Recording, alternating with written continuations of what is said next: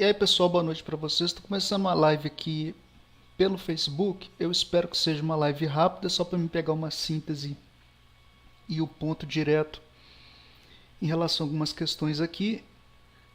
E vou passar uma crítica, né? Vou passar uma opinião pessoal.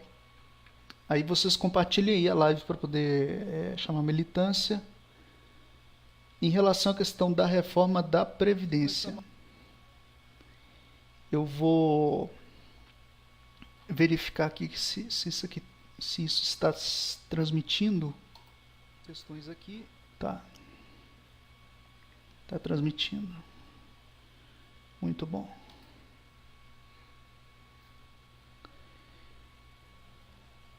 Aconteceu hoje, né, outra comissão em relação à reforma da Previdência.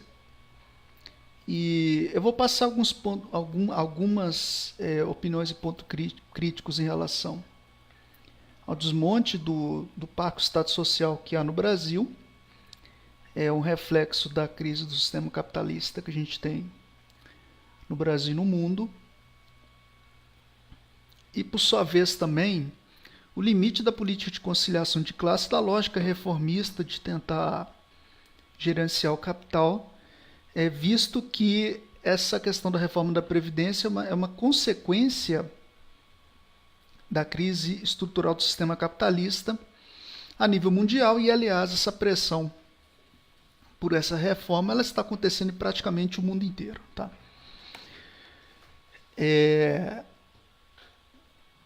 Então, assim, caso comentários que você queira fazer em relação à reforma da Previdência e o vídeo, você pode colocar aí justamente na parte de comentários do vídeo, dentro da página, tá? E não nos compartilhamentos. Por exemplo, se você vê esse compartilhamento do grupo do pessoal, é melhor você ingressar dentro do vídeo, tá? Na parte do vídeo, e aí você comenta, não no grupo, e sim onde é a origem da fonte, que no caso é a página e vlog de esquerda. Aliás, tem um outro assunto que não tem a ver com isso, depois eu vou ver se eu mudo o nome da página e a proposição, e aliás eu tenho que adicionar mais moderadores, né, de oposição de esquerda, anticapitalista, para poder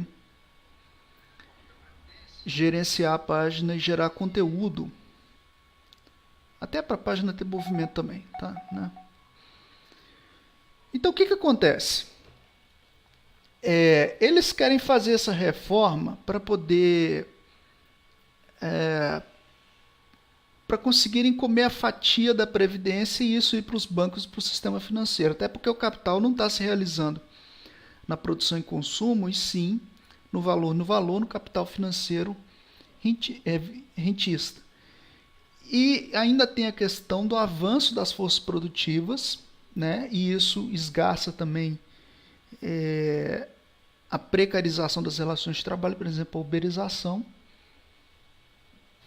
e comprime cada vez mais a questão da exploração, no sentido de que você cria um funil, né, de pessoas altamente gabaritadas e altamente exploradas pelo mercado, e também uma gama muito grande de pessoas que estão excluídas ou à margem do processo de exploração de mercado. Tá? Isso resumidamente. Tá? Então, o que acontece?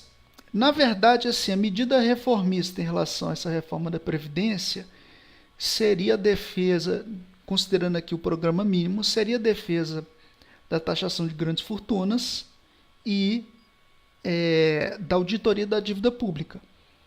No entanto, é uma medida reformista, a medida de mitigação dentro da ordem do capital e do Estado, mas isso não resolve a crise estrutural do sistema capitalista, no sentido de que a automação das novas forças produtivas leva o limiar dessas relações capital e trabalho, e nenhum setor reformista hoje consegue dar respostas a isso.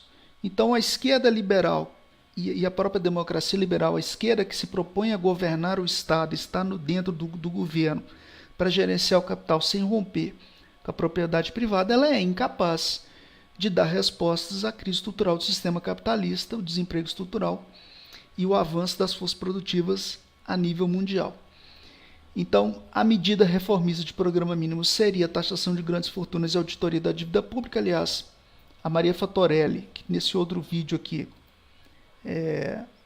feito na... Deixa eu ver se eu acho aqui, peraí. Esse outro vídeo aqui feito no Sindicato dos Petroleiros é feito uma análise pela Maria Fatorelli em relação à taxação de grandes fortunas e auditoria da dívida pública como uma alternativa para você resolver aqui, ó. Petróleo tem que ser nosso, privatizar faz mal ao Brasil. Isso foi feito aqui na Sindipetro no Rio de Janeiro e é uma outra transmissão que foi feita no Facebook recentemente, que faz uma crítica em relação a isso. Então vamos lá. Medida reformista de mitigação a essas contrarreformas, a corte de universidade, de orçamento para universidade, programas sociais, etc., seria a auditoria da dívida pública e a taxação de grandes fortunas. Mas isso resolve a crise estrutural do capital? Não resolve. O que resolve é uma revolução, é o socialismo, é o fim da propriedade privada e a tomada dos meios de produção. E a esquerda que está inserida no regime, ela não pode e não vai avançar na perspectiva de organizar a classe, os explorados, para justamente tomar o poder, e expropriar os meios de produção, acabar com a propriedade privada dos meios de produção. Essa é a solução, né, que no caso aí seria o socialismo como alternativa que você tem. Inclusive até em função do avanço das forças produtivas, no sentido de que esse avanço das forças produtivas sobre a lógica do capital privado, ele leva o processo de aceleracionismo da luta de classes, até porque esgotou-se o pacto capital-trabalho e, obviamente, as forças produtivas, automação, robótica, machine learning, internet das coisas, etc. Então, computação quântica, tudo isso amplia o processo de marginalização da sociedade, gera o afunilamento profissional de pessoas altamente gabaritadas que são altamente exploradas pelo mercado, mas uma gama muito grande de pessoas que, obviamente, vão ficar à margem da sociedade. Tá? Isso, resumidamente, essas contradições do capital. Tá? Então, assim, a idade aumenta, né? Eles querem aumentar o tempo de contribuição e ainda tem a questão de que há uma desigualdade de arrecadação e de benefícios em relação a várias categorias profissionais que a gente tem no Brasil. Então a gente tem um processo de fraticínio de classes econômicas muito grande, porque o Brasil é um país muito desigual, né? É um país capitalista, é um país que tem contradições muito grandes e durante, entre aspas, os 13 anos de governo do PT, foi feito o apaziguamento de classe justamente para se governar, oferecendo consumo sem politizar o povo, sem mobilizar o povo. Então é esse o cenário resumido do contexto que a gente tem. Mesmo essa política reformista de conciliação, de querer gerenciar o Estado capitalista, sem organizar a classe para tomar o poder, essa política levaria a sua própria contradição e levaria a um esgotamento histórico e material, que é o quadro que a gente está se encontrando nesse momento, onde o projeto neoliberal ele tenta avançar, é o capital financeiro que comanda, né, a estrutura das relações sociais e materiais no Brasil e no mundo. Esse capital está espoliando o valor da economia real produtiva, ao mesmo passo que as novas forças produtivas ampliam o capital constante do trabalho morto, mas gera um exército industrial de reserva. Aí, no caso que a gente vem conversando com outros camaradas, nem mais exército industrial de reserva, é excluído mesmo, que não se adequa, não se encaixa mais no processo de exploração e acumulação do mercado. E aí quem tenta sobreviver vai para a uberização, né, que vire seu próprio empreendedor, uma coisa assim, de uma lógica liberal. Vem a questão de que o Estado está completamente aparelhado pelos bancos, sistema financeiro, e no caso da lógica da previdência e a lógica de capitalização, no sentido de que esse recurso ele vai para o sistema financeiro, ao invés de garantir o recurso como direito, né, um direito da Constituição, certo, que teria de vir esse recurso de outros setores da economia e da sociedade. E, obviamente, se for feita a auditoria da dívida pública e a taxação de grandes fortunas e movimentações financeiras, poderia se obter o recurso para garantir, né, a questão da previdência, até em função do aumento da idade, né, e aí volto mais uma vez, sendo redundante mais uma vez, e repetindo mais uma vez, as novas forças produtivas, né, as novas relações materiais de produção, que levam ao acirramento da luta de classes dentro do modo de produção capitalista. Tá? Isso poderia resolver essas contradições, poderia resolver o que acontece no Brasil. Obviamente, dentro do parlamento, raras vezes vai ser comentado em relação à burguesia, à propriedade privada, a questão das classes sociais, a questão de que o capital do setor produtivo ele vai para o setor financeiro, isso, inclusive a partir do crédito e dos juros. Isso gera uma bola de neve, né? Gera um buraco negro, e isso fica rodando aí na especulação no mercado financeiro, fica rodando aí aqueles ali que têm títulos da dívida pública do governo, ou que são grandes negociadores da Bolsa. Obviamente, muitos setores empresariais vão para o mercado financeiro, eles vão extrair, né, eles vão extrair mais valor a partir desse ciclo vicioso, que é justamente o capital financeiro, o capital rentista, especulativo, na Bolsa e na dívida dos países que a gente tem hoje no Brasil, e não só no Brasil, como no mundo também. Por sua vez também os governos pressionam, os governos, né, que são governos capitalistas, que representam o capital, pressionando para justamente fazer essa reforma da Previdência, ou melhor dizendo, essa contra-reforma, esse retrocesso, seja no Brasil, seja na Rússia, seja onde for. Né? Então, assim, alternativa de mitigação que não vai resolver, por sua vez, o problema, porque o problema é estrutural, reflexo da crise estrutural do capitalismo. E essa crise não se resume só à previdência, e também não só ao avanço das forças produtivas, mas como também da própria financiarização do capital a nível transnacional. E isso gera uma série de contradições, até porque o capitalismo ele vive de contradições e crises cíclicas, e no caso agora uma crise estrutural do sistema capitalista a nível mundial. Tá? Então, o que acontece? Dentro do parlamento, né, a partir dessas comissões, né, no caso que eu estava exibindo aqui há pouco, a live que foi feita, deixa eu ver se eu pego aqui de novo e coloco aqui. A Comissão Especial da Reforma da Previdência, está sendo discutido isso, está sendo discutida a vida de muitas pessoas, e com esse projeto de austeridade de curto, médio e longo prazo, isso afeta a economia e afeta a vida do mais explorado, seja nos centros urbanos ou principalmente no interior. Porque, por exemplo, quando é feito um corte em Bolsa Família, em programas sociais, assistência social, ou ainda mais recente aí, a mobilização que teve de estudantes contra os cortes na universidade, tudo isso pauperiza a base social, né, com esse projeto de austeridade, e leva a uma queda de arrecadação, prejudica a própria economia e também leva a uma queda de arrecadação do governo. Basicamente é esse o projeto neoliberal de privatização e desmonte do Pacto Estado Social, e quem paga o preço, né, quem paga o preço não é os 8% da população que tem no Brasil. Quem paga o preço é 90%, 92% da população que tem no Brasil. Tá? Mais ou menos resumidamente. Na minha opinião, assim, o consenso dentro de uma lógica de um programa mínimo seria,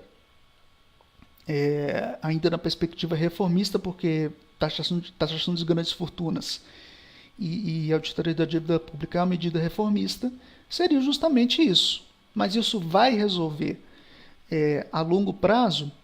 Essa contradição não vai resolver. Não vai resolver. O que vai resolver é uma revolução,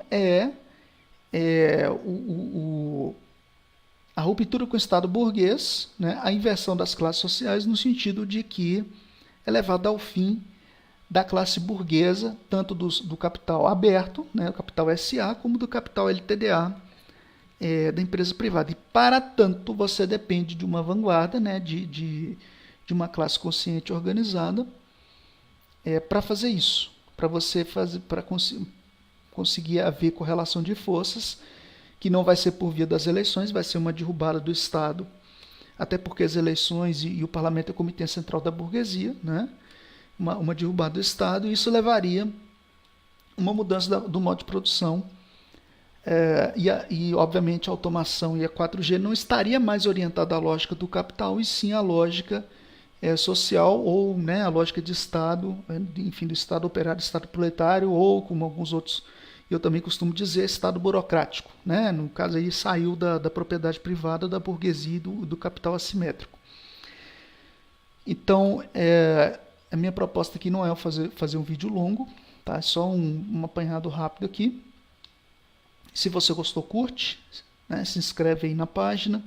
Aliás, tem o canal também, eu resolvi fazer aqui pelo Facebook, não pelo YouTube, tá?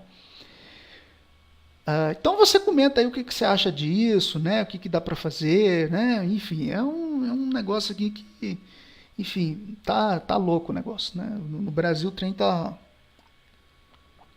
muito esquisito. General falando que o Olavo é Trotsky, que o Trotsky seria um extremista, um Stalin não seria, um Trotsky da direita.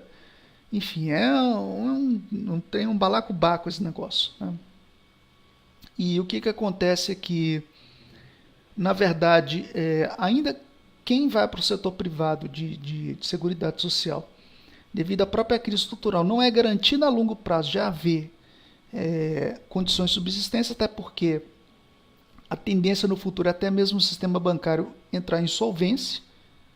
Então, as contradições do capital, elas afetam, devido à automação, ela chega no setor de serviços, e os bancos estão inclusos no setor de serviços. Isso gera uma ampliação da marginalização da sociedade, né, de pessoas que estão na informalidade, no precarizado, de que não conseguem se inserir para exploração no mercado, né, enfim, no Estado burguês, e vai ampliando, né, as contradições da luta de classe e a polarização na sociedade. Mas para uma transformação você depende de consciência de classe, né, e organização da própria classe, de uma vanguarda.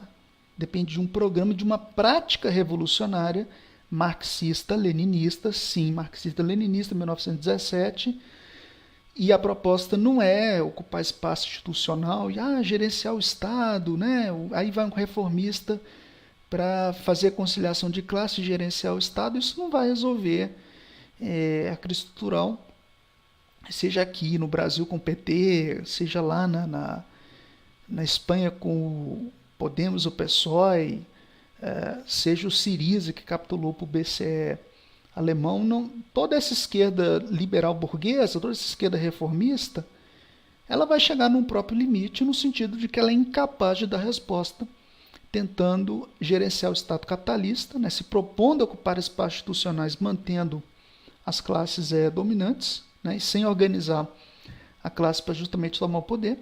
Isso leva um limiar. Que é o quadro que nós estamos caminhando. Então, assim, para os muito ricos, né, boa parte deles vão conseguir se safar, né, vão conseguir ter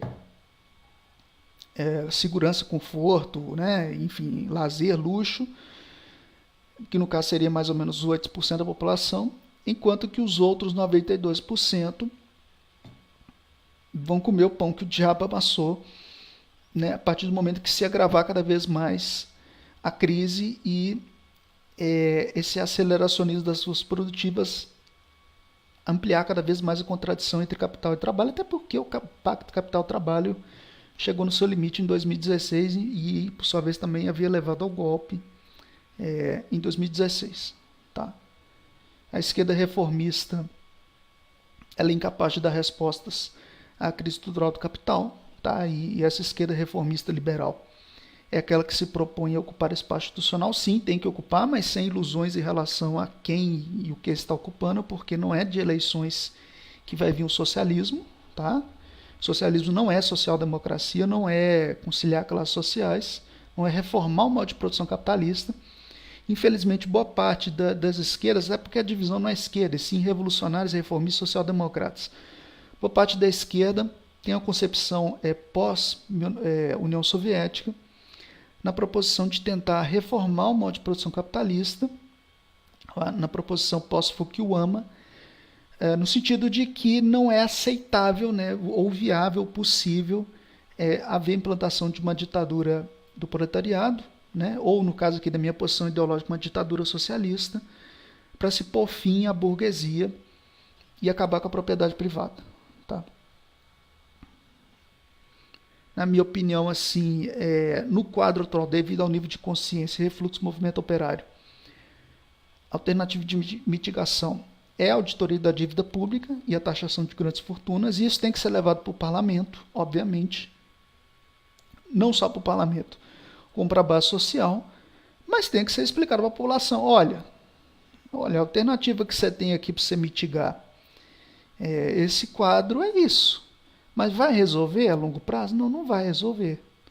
A longo prazo a gente vai entrar nesse mesmo pepino e, se duvidar, daqui a 10 anos vai ter outro, se ainda houver parlamento, vai ter outra comissão dessa aqui e ela vai estar resolvendo o que ela vai fazer com os milhares, milhões de excluídos, né, de precarizados e exército industrial de reserva, do qual o capitalismo ele já não conseguir dar respostas civilizacionais. Tá? Se você compreendeu o que eu estou dizendo, se você concorda com o que eu estou dizendo, né? Se você concorda, você curte o vídeo. Tá? Aí você põe aí nos comentários, você diz aí como é que está aí a expectativa, a esperança, a perseverança aí na tua região, na tua localidade em relação ao contexto geral do Brasil, não só em relação à Previdência, mas em relação ao estado de coisas. Como é que você percebe que está a perseverança, a esperança, a expectativa do brasileiro para os próximos anos? Tá? Porque, assim, nesse sábado, né, pode ser que vai sair um, 2 ou 3 sortudo. Né? Se sair 1, 2, 3 sortudos no sorteio de sábado, né, dos 275, a vida desse aí vai mudar. Mas, no entanto, dos, sei lá, 400 mil, 400... não, deve ser mais, deve ser umas 5 milhões de apostas, não sei.